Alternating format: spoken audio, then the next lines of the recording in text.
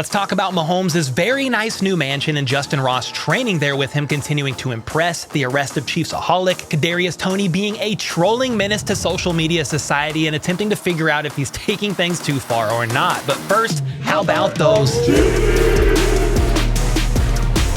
Yo, what's up? I'm hitting y'all with the cell phone intro. Look at that movement. It's because this video, if you've already seen it, it is a re-upload. I uploaded it last night at like 3 a.m. It cleared copyright. I went to bed. I woke up and it got age restricted, and YouTube support couldn't tell me why it got age restricted. So sadly, I had to take the video down, make it more PG, even though I've never gotten a video age restricted before, and give it a second go because it absolutely dies in the algorithm, and I put a lot of work into these videos, so we're gonna try this again. All right, first up, a photo recently surfaced of Patrick Mahomes' new mansion in the Kansas City area, and man, it looks freaking awesome. I talked about this in a YouTube short yesterday, and some of the comments were asking me, Cole, why aren't you sharing exactly where he lives? Because it's obvious what neighborhood it is in the Kansas City, Missouri area, and because it feels weird to specifically say where they are living, even though you can find it on Google. I ain't doing it. So if you want to find it that bad, just Google it. It'll pop up. But he does live in a neighborhood that has a lake, a golf course, and in a gated off community with security. And his huge house in particular is surrounded by woods for some additional privacy. On top of that, it's got a pool, a pond, a par 3 golf hole, not a golf course. I accidentally said golf course in yesterday's video, and all the golf experts were rather offended. So my bad. I don't watch golf or play golf, so please forgive the error. But he does live in a neighborhood with a golf course, but also has a practice par 3 hole on his property. His property also has half a football field with his logo on it, and I believe his last name in the end zone, and it's been reported that he's already had some teammates out at the house to throw them some passes. And this was discussed recently by Pat Mahomes, Patrick's dad, on the Two Gyms and a Mic podcast, where Pat said to look out for 2 players in particular that Mahomes has been training with there at his house. Patrick has a little 50-yard field on the property, and it's amazing and beautiful, but he's been having the guys out there and they're running routes and stuff, and these guys are looking very, very impressive. I'm just gonna give you a name to look out for. Is Justyn Ross. He's been putting in work coming back from the injury before the season started, but him and the boy from SMU that they just drafted, Rasheed Rice, they're all looking good. Okay, so Pat Mahomes gassing up Justyn Ross, saying, quote, he's looking very, very impressive. And I would say Pat Mahomes knows a thing or two about what he's looking at, so that is encouraging indeed. However, I still need to see Ross out there with the pads on come training camp and preseason, though I am excited to see how both Justyn Ross and Rasheed Rice look over the next couple of months. And then it was announced today that Saints running back Alvin Kamara pleaded no contest to a misdemeanor charge of breach of peace for the incident that happened in a nightclub the evening before the 2022 Pro Bowl. Kamara will have to do 30 hours of community service and pay more than $100,000 to the victim for hospital bills. So the case will be closed and Kamara will have 90 days to complete all conditions. But now I wonder, what are the repercussions going to be for Chris Lammons, considering he was there with Kamara and seen on camera hitting the guy as well? And then I wonder what punishment the NFL will issue for these guys when all is said and done, because they can still issue a suspension once they finish their own investigation. And since the entire ordeal was caught on camera, I suspect some sort of suspension will take place for Kamara as well as Chris Lammons. And I personally think that's part of the reason why the Chiefs haven't brought Lammons back into the fold of the roster this season. And on the subject of people in trouble with the law,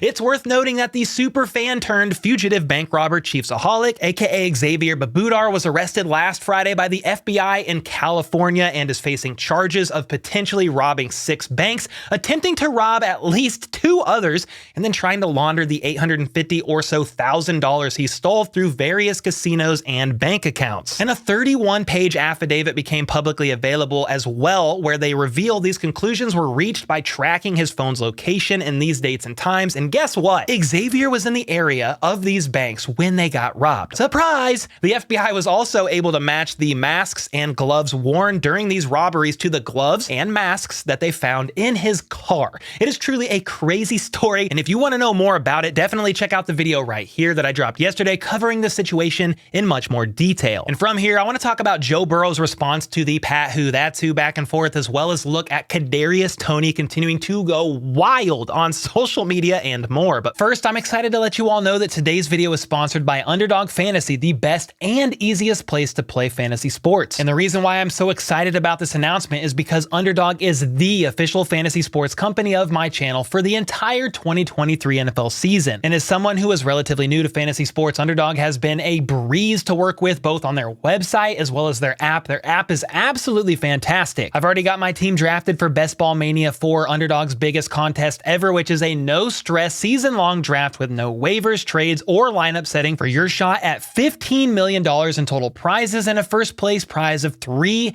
million. I also have my way too early pick'em games for NFL all-season picks, choosing between 2 and 5 players to win up to 20x on your money by picking higher or lower on your favorite player stats. And if you aren't super confident, you can always turn on Pick'em Insurance, which gives you a little wiggle room in your entries. And Underdog is available in many states across the US, but make sure to check out this map to see if you are in one of the eligible states. So hey, what are you waiting for? Head on over to the Underdog website or app and use code HBTC at sign up to get your first deposit of up to $100 matched. Again, that's code HBTC at sign up to get up to $100 matched on your first deposit. Link is in the description. And just an FYI, I will be hosting some private drafts in the future as well. Many of you have been asking me about that, so make sure to be on the lookout for that in the coming weeks. And then in some of your favorite off-season news to hear about, with everyone saying a Chris Jones extension is coming soon, people are speculating what the Chiefs could be doing with all that freed up cap space. And a quick side note, it looks like Chris Jones has been training hard and staying in shape, as he recently posted a workout video of him training, as well as another one that says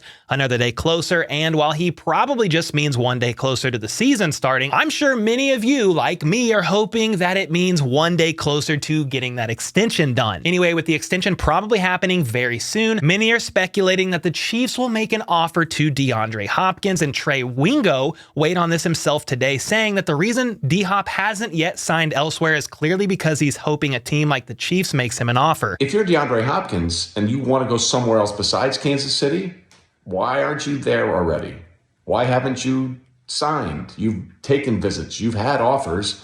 Clearly, there's a part of DeAndre Hopkins that wants to know what Kansas City can give him. And he makes a good point. After all, the Titans and the Patriots have both offered him deals, but neither of those teams are really true contenders. D-Hop wants a ring, so why not wait and see what the Chiefs potentially offer after a Chris Jones extension, knowing that the offer from the Titans and or the Patriots isn't going anywhere. Another team being tied to D-Hop is the Bills, with Jeff Darlington of ESPN appearing on the Rich Eisen show recently, and Darlington discussed the market for Hopkins and said that the Bills would love to have him, but they aren't going to pay him what he's wanting. However, if he wants to come and chase rings, they got a spot for him. But why would D-Hop take a discount to ring chase with a team that not only has never won a ring, but that has never even made it to the big game with Josh Allen? No disrespect to Allen, he really is a top 5 QB in the game, but in my opinion, it doesn't look like the Bills are true ring chasing contenders at this point in time. And D-Hop himself agrees to some extent, because he replied to this report about the Bills with these emojis: a couple of bulls and a couple of pile of manures, and you can easily figure out that he's calling bullshit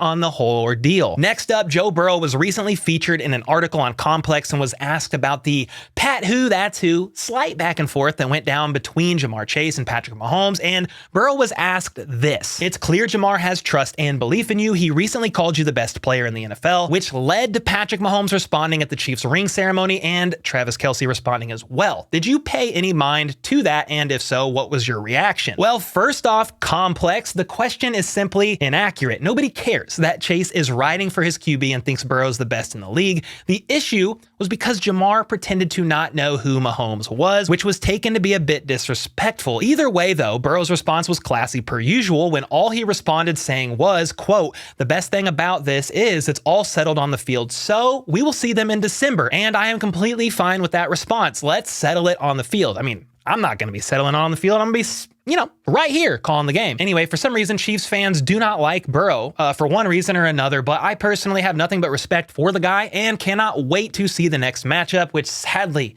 is not until December 31st. And then we got to talk a bit here about Kadarius Toney, who had a message for Giants fans late last week, and the video caused a meltdown from some Giants fans, and Toney continues to troll, egg them on, and stoke the fire even in the DMs all weekend long and today. First things first though, here's what Tony said in his video last Friday when he recorded in a very, very dark room. Many New York fans mad at me, like, I ain't really give a fuck. Like, I don't hold a record over there. Like, y'all championship ain't older than my niece and nephew put together. Shit, bro, that's on y'all and y'all GM. I don't really give a fuck. Shit, buddy traded me. I just went on my move and made something out of it. Now I got this ring. Now niggas mad at me. Y'all can't get mad because it ain't no blue ring. It's a red one with a K and a C on that bitch. And I love them folks.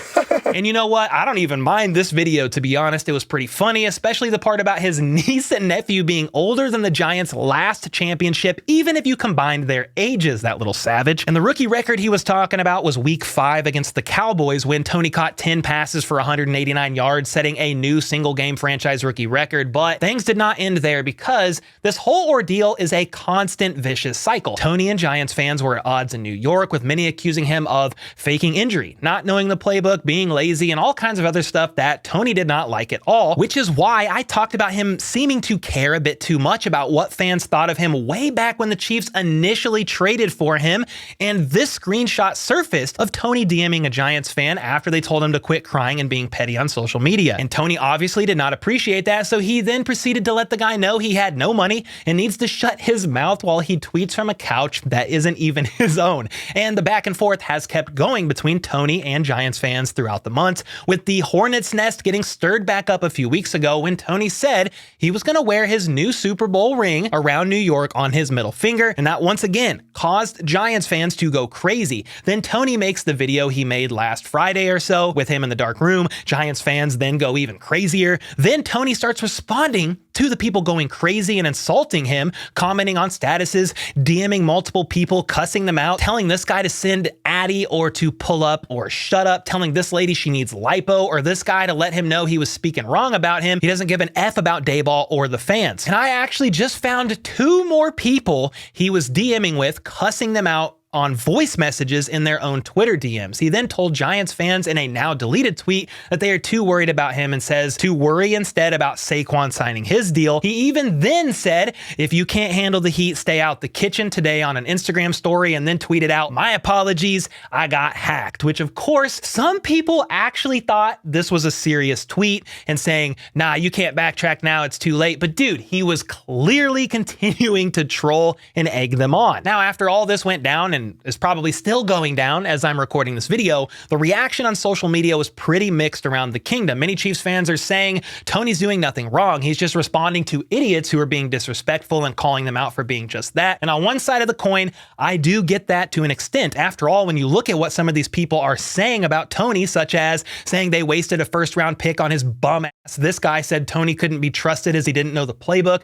This guy changed his Twitter handle, bio, and pinned tweet to basically say F Kadarius Toney and all kinds of other wild stuff. They're poking fun at his injuries, his hamstrings. I've seen racial slurs. Another I saw said he hopes Tony tears his ACL, and all kinds of wild stuff about him on there. On the other side of this coin though, while KT has a right to stand up for himself, feeding the trolls is like feeding a freaking parasite. Once they latch on and get a taste, all they want is more and will stop at nothing until they get another reaction or another response. They feed off this stuff, those little bloodsuckers, and it'll become a vicious cycle that never ends. On a practical level, it's also not the best look on the organization for Tony to continue the trolling at this level, especially getting in the DMs with Giants fans and just absolutely cussing them out in voice memos. And I actually have a feeling that Andy Reid or someone in the organization is going to have a wee little chat with Tony in the near future if they haven't already, because we all know Andy Reid is not a fan of chatter of this magnitude on social media. And that's where I want to pass the question off to you guys. Do you think Tony has taken things a bit too far in his responses and he shouldn't feed the trolls, especially in the Twitter DMs? Or is he justified to continue saying whatever/whenever he wants regardless? Let me know in the comments down below. And until next time, let's go. Let's freaking go. How about those?